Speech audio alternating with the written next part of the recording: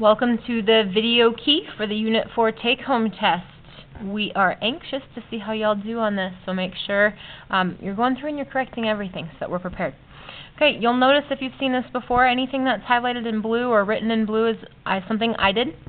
Anything that's highlighted in green is something I'm going to do on the video if you're skipping through. And anything that's highlighted in yellow is something I'm not going to cover in the video. I'm going to expect you to do on your own. Alright, let's take a look at our first few. Okay, for this first one I highlighted them because reactants are always at the beginning of the reaction. Products are always at the end of the product. So that should, or the end product I suppose, that should help you do these two. Okay, go ahead and take a look at these first couple. You can pause it if you need. I don't really have much to say about those until we get to, number 6. Number 6 we're going to look at together. So you will get some extra credit if you go ahead and you write, take out the garbage here. You'll get 2 points extra credit for watching the video. Take out the garbage is something I tell my students. That's a warning to eliminate wrong answers on multiple choice. Okay. So here it says, which of these is the correct balanced chemical equation? So there's two parts to this. It needs to be correct and balanced. So let's take a look. Magnesium plus chlorine makes magnesium chloride. Right? It is not balanced. I have 2 magnesium here, and I have 1 magnesium there. So this is definitely a garbage answer. I'm going to take it out. Looking here, I've got 2 magnesium here and 2 magnesium. I've got 2 chlorines and 4 chlorines there. So that's a garbage answer. I'm going to get rid of it. For this one, I've got 2 magnesiums and 1 magnesium. That's already a garbage answer. For this one, I've got 1 magnesium, 2 chlorines, and then MgCl2. That would be the correct answer. So there's where we're looking for that. There was not a ton of this on your homework, these types of styles, but there is on the take-home test and there was on a quiz where we're showing you this is the balanced equation. This is correct and balanced. We ignore these little states right there in the italices. And what we said is we have 2 bromines before the reaction. We have 2 iodines before and 2 potassiums before. After the reaction, I have something and 2 iodines. So in order for this to be true, I'm missing 2 bromines and I'm missing 2 potassiums. So my answer is going to need to have those. So this has 2 iodines. I don't need that. That's garbage. I'm going to take it out. This has 2 potassiums and 2 bromines. I'm not going to choose it yet because I need to take out the garbage. Carbon dioxide and what? No, that's definitely not it. Okay, this is 1 potassium and 2 bromines. So it's not balanced. And potassium plus 1, bromine, bromine minus 1. It's not even the correct formula. So then I can come back. Once I've taken out the garbage, I can say, yeah, there's my answer. Hey, I'm going to expect you to do these ones on your own. Let's flip over and look at page 2. Okay. I am going to invite you to get some more extra credit. If you go ahead and write down this 4-step formula writing, you get 2 more points of extra credit. Anytime you write an ionic formula, it takes 4 steps. Okay, symbols, charges, crisscross, and then reduce and erase. And that's something we need to do here. When zinc chemically combines with nitrogen, so that means if I have pure zinc, I'm adding it to pure nitrogen. And remember, that's one of my not Hasselhoff, but Brinkelhoff ones, so it would be N2. What does it make? So I'm sticking new letters together, which means I need to write a 4-step formula. So there's my symbols. Charges. We have to look up the charge that zinc makes. Okay. Zinc is one of the 2 in this exception block right here. Okay, so zinc was one of the 2 in 2b that always makes a +2 charge. So zinc makes a +2 charge.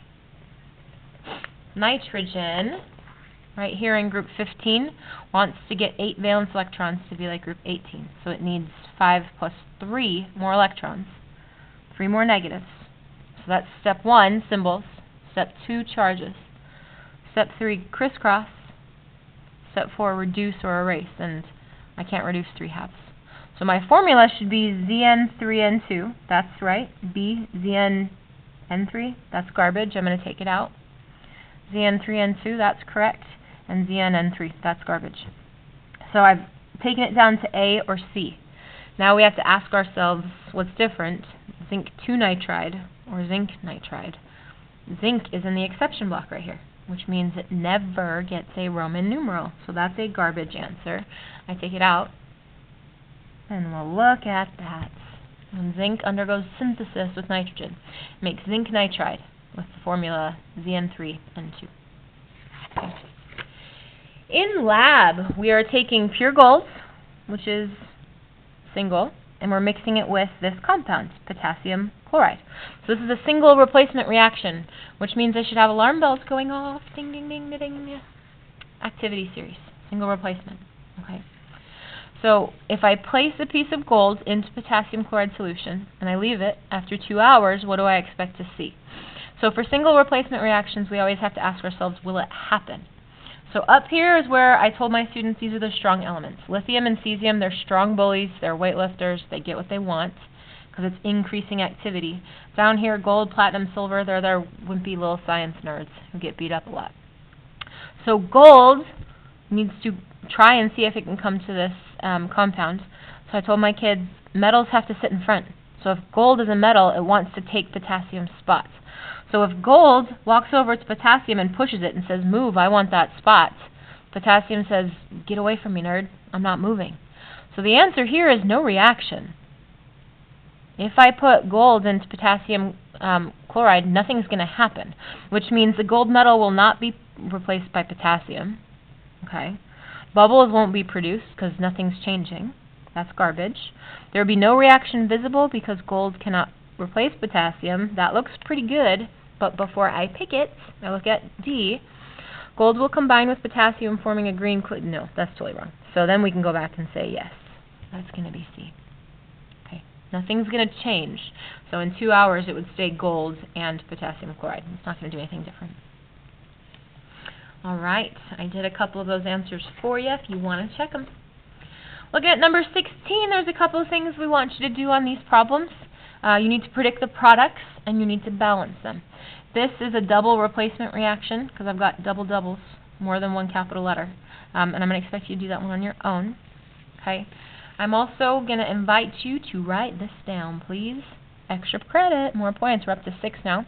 The diatomics are Brinkelhoff, not Hasselhoff, but Brinkelhoff. And I want to go ahead and just kind of push pause on that one with y'all.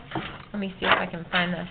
Okay, there are 7 diatomic molecules, starting at nitrogen, number 7. It makes the 7 on the periodic table, mostly through group 7A. 1, 2, 3, 4, 5, 6, not antimony, but 7 up, hydrogen. So that's just to remind you that whenever you have pure nitrogen, it has to be N2. Whenever you have pure iron, it's just Fe with no numbers. Even if iron's making a 3 charge, okay, we just leave it as Fe. Whenever you have pure bromine right here, it would have to be Br2 because it's one of the Brinkelhoff diatomic ones. So it's just a friendly reminder for when we do these ones. So I gave you the products for these ones because combustion, CHO, combustion reactions are always carbon dioxide and water. But I'm expecting to see your work for credits and the right coefficients if you're getting credit on that. All right, let's look at number 18 together. Number 18 is a double replacement reaction because I have 2 capital letters plus 2 capital letters, which means instead of Na with Cl, I'm going to get Na with O. And instead of Fe with the back O, I'm going to get Fe with Cl. Metals have to sit in front. So if sodium is in front, it's going to stay in front, Na. If iron was in front of this little compound, it has to stay in front there, Fe. And then it's going to be with O and with Cl. So we switch those backs. This is not your answer. Please, please, please don't forget up here, 4-step formulas. I just wrote a new formula. I put new capital letters together, which means I need to do symbols. That's only step 1. Then we do charges. This is review from Unit 3. Sodium as a group 1 metal will lose 1 electron, making it more positive by 1. Oxygen as a group 16 nonmetal wants to get more negative nonmetal by getting 2 more electrons, so it can go from 6 to 8. So -2. And then we crisscross that. The 2 comes down here, and this will be an invisible 1. So Na2O. All right, that's the correct formula for sodium oxide. For this one, it's a little bit messier. Here, iron was making a 3 charge because there was a 3 back there. So So we're going to say that iron's still making a 3 charge and put it there. Okay, chlorine as a halogen makes a 1 charge, so it's going to be 1 there. That was step A, predict the products. The product is Na2O, sodium oxide, and FeCl3, iron 3 chloride. Now we need to come back and balance it. So for balancing, we cut it in half, because I will either work on the product side or the reactant side. And I list what I have. So I have sodium, chlorine, iron, and oxygen on both sides. And I'm going to keep it in that same order when I write them over here. Sodium, chlorine, iron, and oxygen. I'm sorry, that kind of ran into my other work. Then we count how many we have. I've got 1, 1, 2, and 3 on this side. For sodiums, I've got 2. Oxygen, right there, I've got 1. What happens? Oh, well, that's fine. 1. Iron, I've got 1. And chlorines, I've got 3. So we are going to balance from the top down. This is not balanced, so I'm going to go to the smaller side. I work on the smaller side. For sodium, number 1 is smaller than number 2. So I'm going to move over here and say this has to match what it is on the bigger side. I need it to equal 2, and all I can do is multiply by something. So in order to turn 1 into 2, I multiply by a 2. And I did it on this side of the equation. So in front of sodium on this side, I'm going to put the 2. Please remember that in order to get more sodium, it's a Siamese twin with chlorine. I cannot get more sodium without getting more chlorine. So I told my students, anytime you write a coefficient in front of 2 capital letters, you're going to draw this little symbol for yourself. So remember that that goes to both. So I already multiplied this one by 2. Okay. So my top nitrogens are balanced. I move down to my chlorines. Blech. Okay, turning a 2 into a 3, we can do 1.5, but we don't want to. So what we do whenever I'm trying to have 2 balanced with a 3 is I multiply them together to find the least common factor, which means 6. Multiply them together.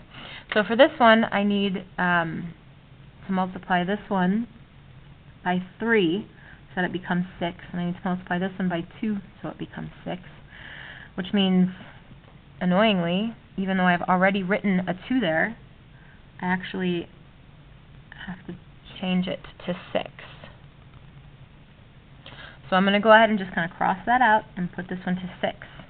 Yes, you just balanced it, but you have to unbalance it and rebalance it. That's okay.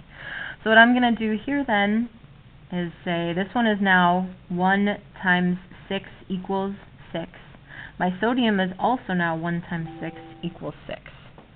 Okay, which in order to balance my chlorines, happily, we had to change it, this one over here. Okay, so now my sodiums aren't balanced. I need this sodium to equal 6. So times 3 equals 6, and I put the 3 there. That 3 changes both. So now I have 6 sodium, but I also have 3 times 1, 3 oxygen. Okay, I know this is a hard problem. It's really messy to have to go back that soon. Okay, so 6 and 6, I'm balanced for my sodiums. My chlorines, I've got 6 here, and I've only got 3 there because I wrote it here. I wrote that I wanted to multiply it by 2, but I didn't yet. So I put that 2 there, so I've got 2 times 3 chlorine. That also gives me iron times 2 iron, like that. Okay, 6 sodiums, 6 chlorines, 2 irons, and 3 oxygens. So I'm officially balanced, which means anything that's left blank, this number right here, is going to just be a 1. Because I don't want it to change. I want this to stay 2 irons and 3 oxygens. So the only thing I can multiply by is just the number 1. So my final answer for this one would be 6 to 1 to 3 to 2 for that ratio of coefficients. And I'll be real honest, that's a messy problem. This one is much easier. That one was a hard problem, so it's okay if you struggled on that. I struggled teaching you it. Looking at this one, I already gave you the product here. Okay, magnesium, pure magnesium with no little number after it because it's not one of my diatomic Brinkelhoffs. So pure magnesium is just Mg. But pure oxygen is one of the Brinkelhoffs, so that's why it's O2. When I mix them together, I have to write a 4-step formula, which is right here. I did the symbols, I did the charges, I crisscrossed, and because they're both 2's, I reduced them. So it's just MgO. So that was A. I already did that, predict the products. Now we're going to come back and balance it. Okay. So just like we did before, I've got magnesium and oxygen on my reactant side and on my product side. I have 1 magnesium to start with and 2 oxygens to start with. Over here, because it reduced away, I just have 1 of each. So my magnesiums are already balanced. I move down. For my oxygen, I have to go to the smaller side, which is here. I need my smaller side to match my oxygen's bigger side. So oxygen times something has to equal that side. It has to equal 2. So 1 times blank equals 2. That's going to have to be 2. So on this side, where I want it to change, I'm going to put the 2 there. But we're not done. A lot of my students have been stopping there. Whenever I put a coefficient in front of 2 or more capital letters, I have to draw this symbol. Because that doubles my oxygen, but it also doubles my magnesium. So even though I didn't want more magnesium, it wasn't an option. I had to get more of this one, and that was attached to it. So my oxygens are balanced, but now my magnesiums aren't. I need this one to turn into 2. So I multiply it by 2. That's just 1 capital letter, so it doesn't change anything else. So 2 of magnesiums, 2 of oxygens, that's balanced. So the blank thing, I don't want to change it, so I multiply it by 1. That doesn't change it. So the ratio of coefficients would be 2 to 1 to 2. Balancing scares me sometimes. It's okay. We're going to keep working through it. All right, let's turn the page and go to the next one. On page 3, I want to do a couple of these ones with you together. Okay. Sorry, it's kind of a little bit goofy. I'm going to try focusing it, see if it sharpens up a little bit for us. Kinda, not sorta. All right. What can replace hydrogen in the following reaction? And it even warns you to use the activity series.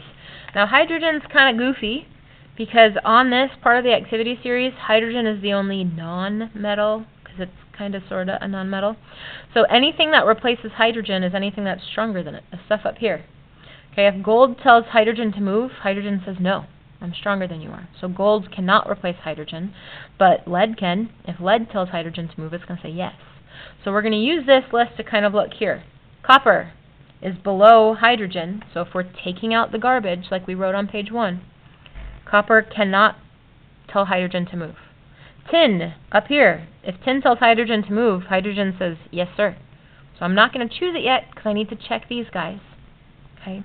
Silver, if silver tells hydrogen to move, hydrogen says no. If mercury tells hydrogen to move, it says no. So now that I've taken out the garbage, I can go back and say, yeah, that was my answer.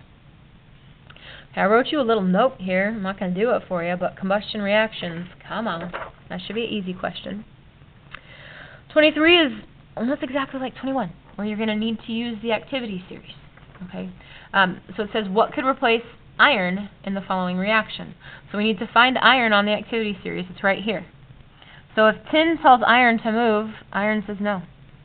If copper tells iron to move, it says no. If zinc tells iron to move, it says yes, sir. If mercury tells iron to move, it says no. So only zinc of those choices would be strong enough to replace iron. Okay. We've got a couple of those filled in for you to look at. Okay, you can push pause and take a look at them. Be really careful that you're putting it in the right order from low to high on number 24. Let's take a look at number 26. 26, there are 2 kind of good answers that people get mixed up with. This is a double replacement reaction. I've got a compound plus a compound. So the backs switch. So instead of calcium with cyanide, I'm going to have calcium with SO3, which is sulfite. And instead of rubidium with sulfite, I'm going to have rubidium with cyanide. So RbCN. So when I look at this, A has those things together. Okay. B does not have those things. Wait, I'm not thinking correctly here. Ahaha, look, I got mixed up. A does not have those things together. A stayed the same. A says it's not changing. That's garbage. We're going to take that out. B has it correct. It switches them. So I'm going to leave B alone. C also has them together in the right order. So I'm going to leave that one alone. And D does not have calcium with sulfites like it should, so D is garbage. So So I need to be really careful not just to pick B because it looks right, because C also looks right. Okay? I have to remember 4-step formulas. When I put new capital letters together, we need to do all of it. So calcium over here in family 2 makes a +2 charge. If you look at your polyatomic list, sulfite, SO3, makes a -2 charge. So when I crisscross those around the parentheses, they're both 2's, so they cancel each other out. So here, this one says CaSO3 2. That looks like garbage to me. Rubidium is in family 1. It's an alkali metal, so it makes a +1 charge. Cyanide up here makes a -1 charge. So when we crisscross those, they're 1 charges. This one says Rb2CN, when we know it shouldn't be. That's a garbage answer. So the right answer should be C. But I bet you a lot of people are going to pick B because it's almost right. Almost right is wrong. They're going to pick B before they even noticed that C was there. That's why we need to take out the garbage. Okay? So just because this is CN2 does not mean that this one's going to be CN2 there. We have to do the 4-step formula to see what ratio they combine in. Okay, be careful for number 27. It's a single replacement, so you need to use this activity series to see if barium is strong enough to take nickel's seat on the bus. All right, I did a lot of the work for you on 29, so you can check the answers you've already done. Make sure you are showing your work or you get no credit, and then balance it the rest of the way. One more thing I want to point out before we do 28 together is this needs to be F2 and I2 because pure fluorine and pure iodine are both in the Brinkelhoff 7s. So there's no such thing as F. Pure fluorine is not F. Okay? It doesn't exist in real life. It has to always be F2 when it's pure. And I put that in my way for my other work, like a goof. Okay. Predict the products. Magnesium plus oxygen makes magnesium oxide. That's something we learned in Unit 7. Okay. Wow, Unit 7 in Unit 3, ionic unit. So the next we're going to write the formula. Pure magnesium is Mg plus pure oxygen is O. Whenever I see pure elements, I have to be careful to look for those, not Hasselhoff, but Brinkelhoff 7. Magnesium is not in them, so I don't put any little numbers after pure magnesium, but oxygen is. So pure magnesium is just Mg. Pure oxygen actually has to be O2. If you forget that O2, you'd get it wrong, so be careful. Then I draw my arrow, and magnesium oxide, that's 2 different things, which is a 4-step formula.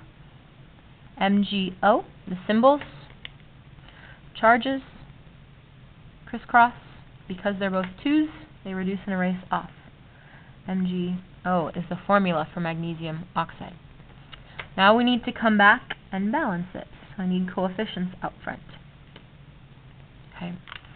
And write down my magnesium and oxygen, my magnesium and oxygen. And I'm going to invite you to turn back and look at number, I should have seen this before, number 20 on the last page, because I balanced this exact same problem there.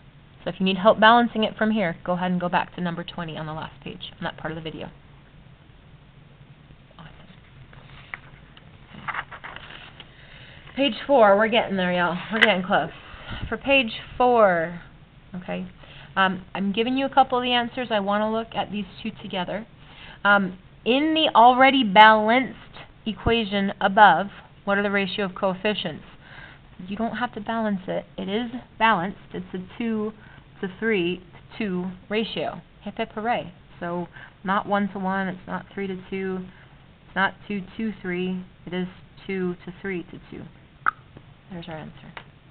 What are the reactants in the equation shown above? You have to have this memorized, that at the beginning of the reaction are our reactants. At the end, we have our products. So AlCl3 is a product, so that's a garbage answer. Okay. Make sure you're going through and finishing this one up on your own. Okay. This one, I wrote you this little note. Be careful with pure elements. So predict the products of this reaction. When this is a decomposition reaction. When sodium oxide breaks up, it's going to break up into sodium and oxygen, but it does not break up into Na2O. That's a garbage answer, because pure sodium is just Na. It's not a Brinkelhoff. Okay, it is just Na. It is just Na. It's not Na2. So I've taken out the garbage already. For oxygen, pure oxygen never exists as O in the real world. Pure oxygen, like the oxygen we breathe, is always O2 because it's a Brinkelhoff, Hasselhoff. O2, it's not just O, it is O2. So when I look at that, I'm like, oh, well, here we go. All right, so students sometimes struggle with this because if you write the whole thing out, Na2O breaks up into Na plus O2. And they're like, but it's not balanced. That's fine. We balance it by putting coefficients in front of it, 2 to 2 to 1. The little numbers have nothing to do with balancing, those little subscripts. Okay, so it's all right that you had 2 here and only 1 there for sodiums. That's okay. It doesn't have to be balanced products of the reaction. I want y'all taking a look at number 34. You are doing your own on 35. I should have highlighted that for you. Ta-da! You do 35 on your own. And let's take a look at a couple of these. Okay, I need you to do your work and show that, but you can check the other answers. Okay, for number 37, this is a double replacement reaction. So I wrote DR for the type of reaction, and I started showing my work. Okay, so let's finish it up together. If I count, I have 1 of everything. 1, 1, 1, and 1. On my product side, I have 1 iron, and I have 2 chlorines, which is down here. I have 2 hydrogens, and I have 1 oxygen. Okay, so going from the top down when we balance it, I'm going to switch colors. Irons are already balanced. Oxygens are already balanced. Hydrogens aren't. So I'm going to go to the smaller side for hydrogen, which is this side this time. And I need to make them equal each other. So in order to make this one into the bigger 2, I multiply by a 2. So I do that by putting it here. Whenever I write a coefficient in front of 2 or more capital letters, I draw myself this little symbol. So I remember that, yes, I doubled my hydrogen, but I also doubled my chlorine. So those are balanced. 1s, 2s, and, hey, 2s. Everything is balanced, which is amazing. So everything else, I don't want to change it. So the only thing we can multiply by is 1, so it doesn't change. So the ratio of coefficients would be 1 to 2 to 1 to 1. Sometimes balancing doesn't make me cry. Sometimes it does. That's okay. All right, I gave you the answer so that you can check your work and combustion. If you did not know how to get this answer, you need to do that work on your own because you're not getting credit for it unless you show the work here. Okay? But if you did it, that way you can at least check how you did. No copying them. Last page? Second to last page. Okay, there was a problem just like this on your quiz, the quiz 2 that we took in class, and students kind of struggled. Does this diagram properly show the law of conservation of mass? The law of conservation of mass states that you can't create or destroy matter. So I said, yes, it does, because I have the same number of dark circles and light circles on both sides. Okay. Go ahead and check that if that didn't make sense to you, and work it out. Number 40 I'm going to have you do on your own, but it's very similar to 41. So the most important thing for questions like 40 and 41 is you need to write yourself an algebra problem. So you'll notice I added in some symbols here, but I also rewrote it as algebra. Okay, 24 grams of this plus 32 equals X, unknown. That's like 5th grade algebra. All right, that's fine. This plus this equals X. So ignoring all the scary science part of it, how do you solve for X? You combine like terms. X is this plus this, which 24 plus 32 is 56. And we just solve the algebra. So for real, write this out. Even though it's kind of sort of written there. Once you do this and you can just say, oh, it's algebra, it's fine. And that's how we're going to do this. So I have X plus 56 equals this. You're going to want to solve that algebraically. All right, some more extra credit opportunities for you all. If you go ahead and write plus 2, and then the quote, almost right is wrong, I'll get the last 2 points of extra credit for this video. And gosh, we got to pay attention to these details. So all of these are Unit 3 review questions that people were struggling on that you need to know for the rest of the year. It says name the following for 42, AU3P. It's gold and phosphorus. Okay. First thing we ask ourselves when we name is, does gold need a Roman numeral? Because gold is in the B groups and it's not in the exception block, it has to have a Roman numeral, which means if I'm taking out the garbage, that's a garbage answer. It can't be A, because gold has to have a Roman numeral. All right, now the harder question. Which Roman numeral to use? Okay, AU3P, I need to know what charge is that gold making. Is it making a 1 charge, a 2 charge, or a 3 charge? So to find the charge, we need to uncrisscross. Phosphorus, we know from the periodic table, in group 5, needs 3 more electrons to be like group 8. So I know that phosphorus always makes a 3 charge, and that's why there's a 3 down there. We crisscrossed it. Here, whatever charge gold is making is down there, and there's nothing written there, which means it was an invisible 1. So gold must have been making a 1 charge in order to be there. So I would call it gold 1 phosphide, not gold 1 phosphate or gold 1 phosphite, but gold 1 phosphide. Okay, gold 2 phosphide would have the formula AuP like this. It would have been AU3P2, okay, and that's not what it was. It was AU3P. Looking here, almost right is wrong. Be super, super careful that you are doing gallium nitrite, I-T-E, okay? So nitrite is not the same thing as nitrogen. If it was nitrogen right here, we would have called it nitride. So it's not nitrogen, it's not N. Nitrites, if you look at your polyatomic list, nitrite is NO2. So if we take out the garbage, GaNO2, that one looks fine. GaN, that's garbage. GaNO2, that one's fine. GaNO3, that would be nitrate, A-T-E. So that's a garbage answer. We get rid of it. Okay, this one would be Ide. Right? Almost right, but that makes it wrong. So now we look at this, and a lot of people are going to just grab this and say, ah, that's the answer, gallium and nitrite. Well, they're both gallium and nitrite, so we need to do a 4-step formula. Gallium and nitrites, which is NO2. Okay, that symbols, that's step 1 of our 4-step formula. Gallium is one of the 3 in 3A that always makes a +3 charge. That was something to memorize. Okay, nitrites, it tells you on your polyatomic list, makes a -1 charge. So charges is step 2. Step 3, we crisscross the 1 there and the 3 there. So the correct formula for gallium nitrite is not just gallium and nitrite. It's 1 gallium with 3 nitrites. Almost right is wrong. A lot of these answers are almost right. Be careful there.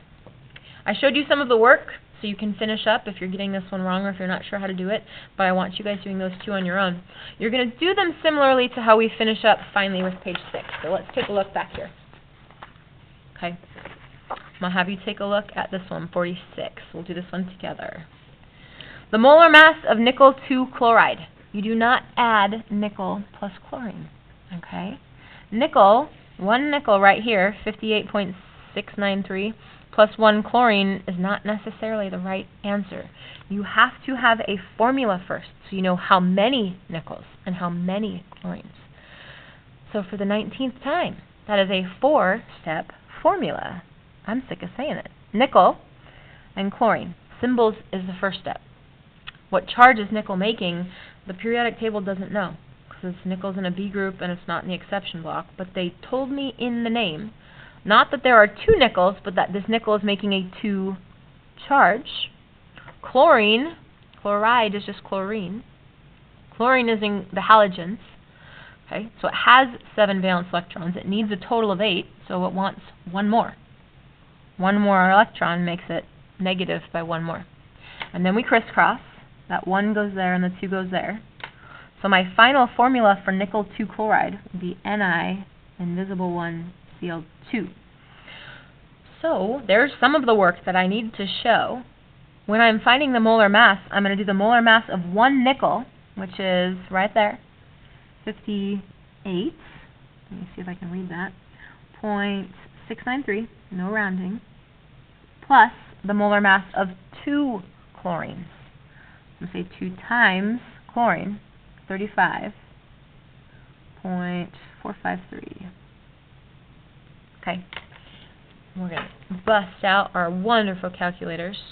Okay, I'm going to say 58.693 plus, be careful that you're using parentheses. You're doing your, please excuse my dear Aunt Sally, your order of operations, or we're not going to work. Okay, the answer should be A. Okay, if you forgot to do both chlorines, if you just added nickel, one nickel and one chlorine, you would have said that the answer was C, but it's not. That's a garbage answer. We're checking to make sure you wrote the formula before you tried to find the molar mass. Okay, number 47, we already gave you the formula.